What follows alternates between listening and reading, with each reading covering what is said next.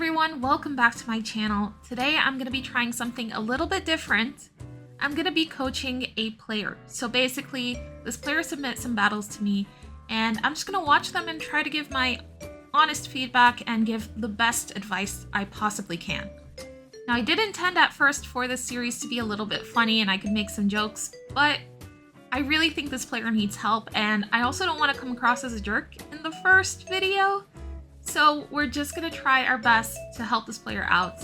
And already, the first piece of advice I'm going to give you is do not use underpowered Pokemon. It looks like you're going to be using a 1100 CP Medicham. Well, your opponent quit, so I guess you get a free win there.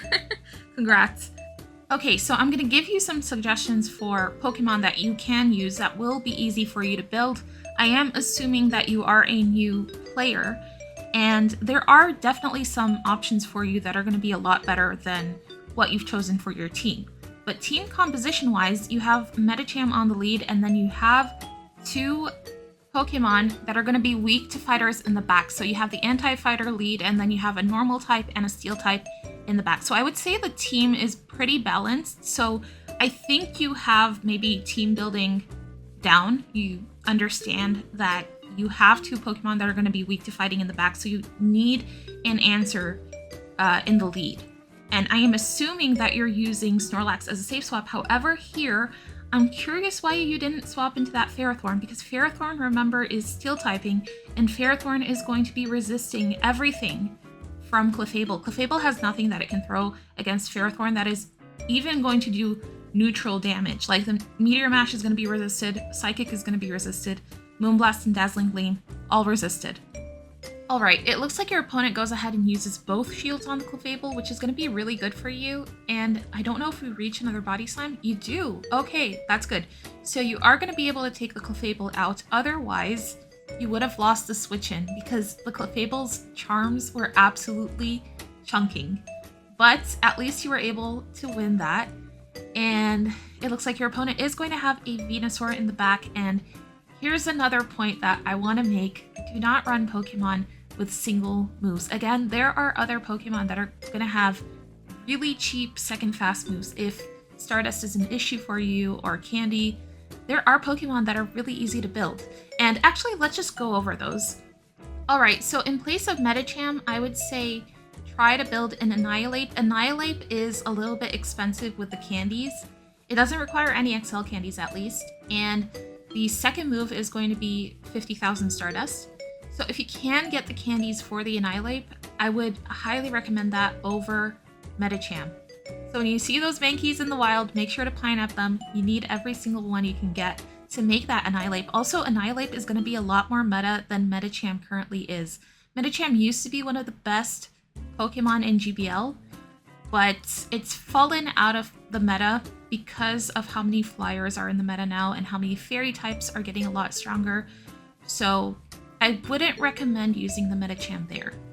Also, Annihilate is going to have a much better typing and a much better moveset. Annihilate has access to Night Slash, Close Combat, Ice Punch, Shadow Ball.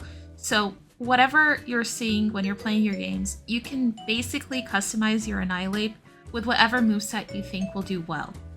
Also, since these games are under rank 20, I know you told me in your email that they're around 1,400 elo. It looks like you're not facing the most top meta Pokemon, so I think you can probably just use anything and get away with it. But I think at this point in time, it's more important for you to just play the game, get used to the mechanics, understand typings, understand team formations, and also work on that Pokemon collection. There are a lot of Pokemon, top meta Pokemon, that should be easy for you to build. Now, I want to watch and see how your move timing is. So we're going to go ahead and shield, it looks like, the Bulldoze here. Alright, now, I did watch ahead a little bit. There are two mistakes that we are going to make here, okay? First off, you threw on alignment. Do not throw on even numbers when you are using a 2-turn move and your opponent is using a 4-turn move. So you let your opponent sneak in an entire confusion there. That's a lot of energy for them. Also, why are we throwing Psychic against a Steel and Psychic type? Bronzong quadruple resists Psychic type moves. Even if you boosted it with those power punches, that Psychic was still going to be super resisted. So you should just be going straight for those power punches. They are going to be neutral against the Bronzong because of its steel typing. Yes, the psychic typing is going to be resisting fighting type moves, but that steel typing is going to make it so that Bronzong is going to take neutral from the power punches. But another note I want to make is you stayed in with Medicham, and you're not sure if your opponent has a fighter in the back. You should be swapping into one of your back Pokemon, especially since you came up against a lead that is not great for you. Bronzong does pretty well against Medicham, and you probably could have chipped it and then swapped into your Snorlax, probably, because Snorlax is your safe swap, I would assume. And then maybe your opponent, if they had a fighter in the back, they would bring it in against the Snorlax, and your Medicham would still be alive to take care of that fighter.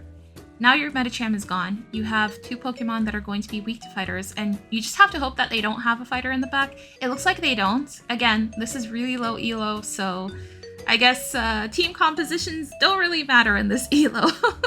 But I do want you to keep that in mind for climbing, because that is going to make a world of difference for you in the future. Alright, it looks like your opponent just has this Gloom left in the back, and you should be in a good position to take this out. You are double resisting the Razor Leafs from it, and also your opponent is not going to be able to get to another move because they're running Razor Leaf, and Razor Leaf isn't going to be charging up those charge moves quickly. I like that you went for the full farm down here to have a move stored for whatever your opponent has in the back, but they have a 1 HP Bronzor. You definitely did not need to throw that body slam. You could have just gone for a lick, and that would have taken it out and saved you a bunch of time. But this is completely fine. It looks like you're getting wins at least, so good job getting those wins. Earlier, I was going over some Pokemon that would be easy for you to build, and then I got sidetracked. I just got to Annihilate. And I wanted to say really quickly that Mantine is spawning in the wild right now, so take advantage of that. Catch a bunch and try to make one for Great League. It is so good. It got me to expert rank, and I think it might get me to legend rank as well. This is one of my favorite Pokemon currently, so try to build a Mantine. It will be really easy for you to get that one. Also, another Pokemon that's really easy for you to get, Lantern. Lantern is super bulky. It gets to its charge moves decently quickly, and it's really good against most of the meta. It is a top meta Pokemon, and as much as I hate it, I have to recommend it to you because it is really good. Another Pokemon that's going to be really good for you, Skarmory. There's also Whiscash. Those are all easy Pokemon to build. They don't need excels, they don't need community day moves or legacy moves, so you can make those really easily. Alright. No more nice Taffy. What are we doing here? Your opponent brought in a Quagsire. You have a Ferrothorn for the Quagsire. Not only that, you saw that your opponent has an Incineroar, and it is going to be terrible for your Ferrothorn. You should bring Ferrothorn in against this Quagsire. Again, Quagsire is water and ground typing. Water and ground typing means it is going to take quadruple super effective from grass type moves. Oh, of course, your Ferrothorn is single moved and you don't have that power whip, so unfortunately, you're gonna have to go for flash cannons, but still, your fast move is going to be absolutely chunking this Quagsire, and you bring in a Snorlax against the Quagsire as well. You don't bring in that Ferrothorn. Ferrothorn is going to have a really rough time against their Incineroar. Okay, at least your opponent is going to bring the Incineroar back in here. So I guess bringing in Snorlax and farming that Quagsire down was the right call, especially since you don't want your Ferrothorn aligned to the Incineroar. But still, I really wish we saved that Medicham. Now on the next move, I expect you to go for that superpower. But wait and see and make sure that your opponent doesn't catch. I don't think they're going to catch anything at this rank, but good shielding the Blast Burn here. Blast Burn does hurt, and your opponent swaps out into a Chestnut. This is not good.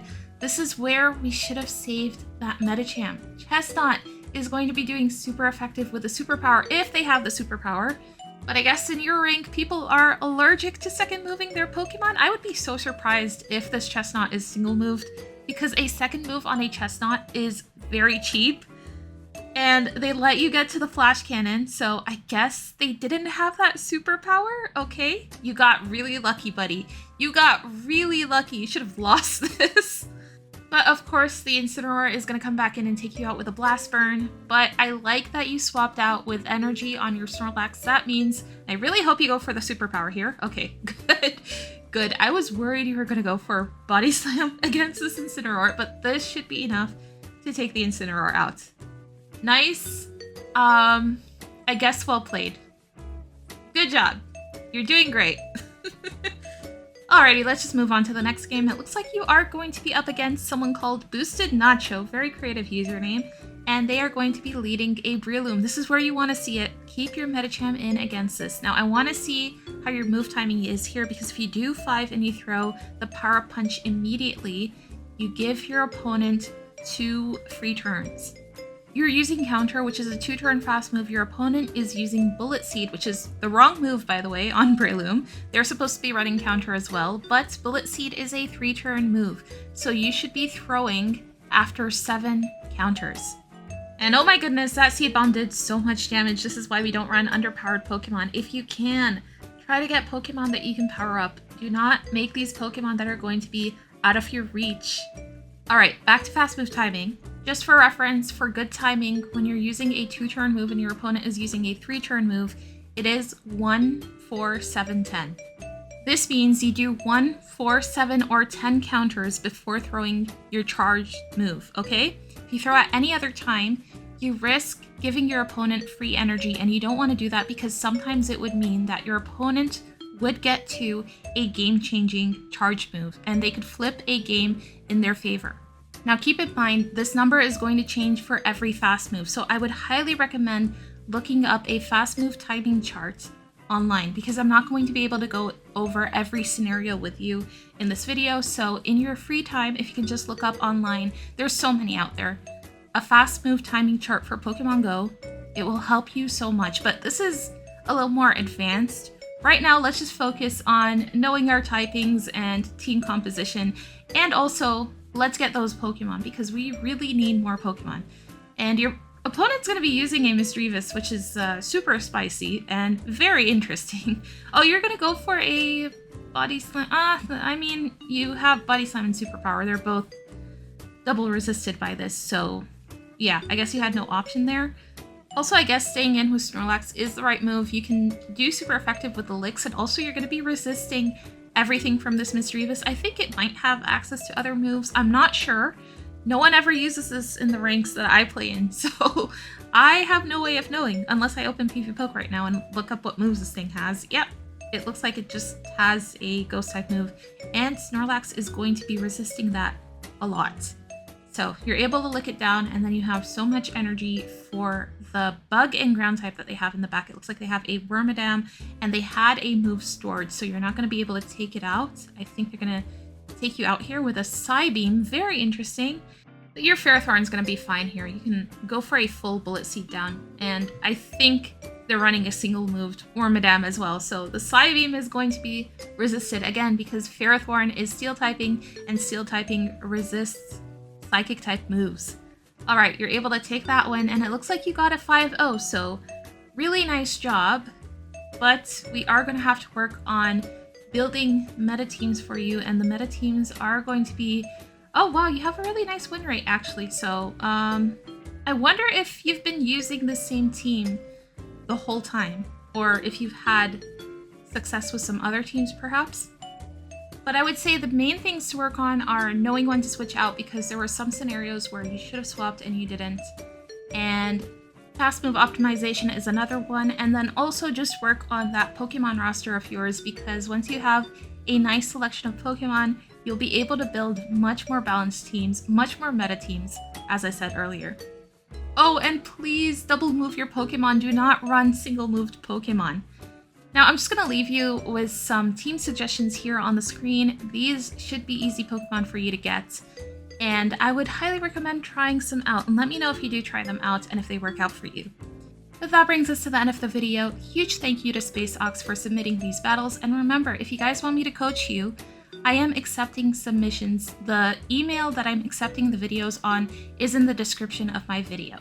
If you guys like my content, please consider subscribing, maybe leave a like, it helps me out so much, and I will see you guys in the next video.